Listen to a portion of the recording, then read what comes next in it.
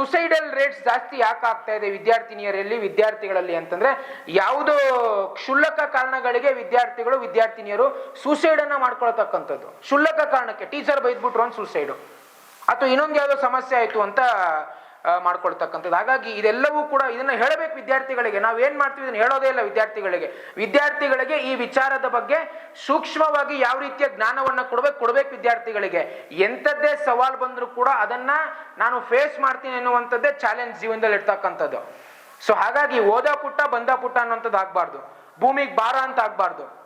ನಾ ಗರ್ಕ ನಾ ಘಾಟ್ಕ ಅಂತ ಹೇಳ್ತಾರೆ, ಅಂದ್ರೆ ಮನೆಗೂ ಆಗ್ಲಿಲ್ಲ ಸಮಾಜಕ್ಕೂ ಆಗ್ಲಿಲ್ಲ, ಎಲ್ಲಾದ್ರೂ ಒಂದ್ ಕಡೆ ಆಗ್ಬೇಕು.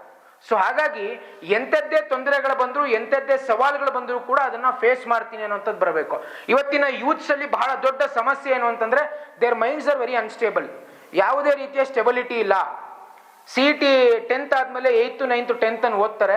CET ಬೋರ್ಡ್ ಮುಂದೆ ಹೋಗಿ ಕೂತ್ಕೊಂಡು, ನೀವೆಲ್ಲ ಬಹುಶಃ ಹೈಸ್ಕೂಲ್ ಅವ್ರು ಇರ್ತೀರ ಕೆಲವರೆಲ್ಲ, CET ಬೋರ್ಡ್ ಮುಂದೆ ಕೂತಾಗ ನಾನು ಒಳ್ಳೆ ಇಂಜಿನಿಯರ್ ಆಗಬೇಕು, ನಾನು ಒಳ್ಳೆ ಡಾಕ್ಟರ್ ಆಗಬೇಕು, ನಾನು ಒಳ್ಳೆ ಪ್ರೊಫೆಸರ್ ಆಗಬೇಕು ಅಂತ ಏನೋ ಆಸೆಗಳೆಲ್ಲ ಇರುತ್ತೆ.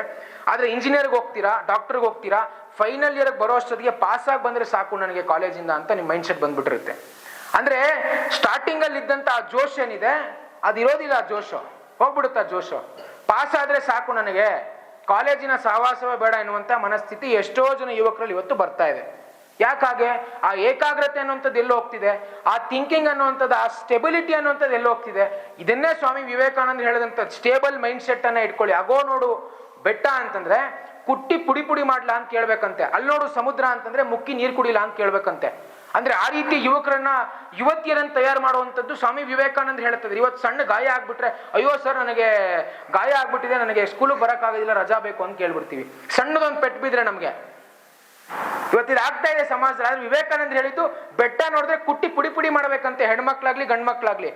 ಸರ್ ನಮಗೊಂದು ಸಣ್ಣ ಏಟ್ ಬಿದ್ರೆ ತಡ್ಕೊಳಕ್ಕಾಗಲ್ಲ, ಇನ್ ಬೆಟ್ಟನಲ್ಲಿ ಪುಡಿ ಮಾಡೋಣ ಅಂತ ನಿಮ್ಮ ಮೈಂಡಲ್ಲಿ ಓಡ್ತಾ ಇರ್ಬೋದು. ಸೊ ಹಾಗಾಗಿ ಯಾವ ರೀತಿಯ ಥಿಂಕಿಂಗ್ ವಿವೇಕಾನಂದ್ರಿಗೆ ಆ ಕಾಲಘಟ್ಟದಲ್ಲಿತ್ತು, ಆದ್ರೆ ಇವತ್ತಿನ ಯುವಕರು ಏನಾಗ್ತಾ ಇದ್ದಾರೆ, ಟುಸ್ಪಟಾಕಿಗಳಾಗ್ಬಿಟ್ಟಿದೀವಿ ನಾವೆಲ್ಲ ಕೂಡ. ಆ ಶಕ್ತಿನೇ ಇಲ್ಲ ನಮ್ಮಲ್ಲಿ.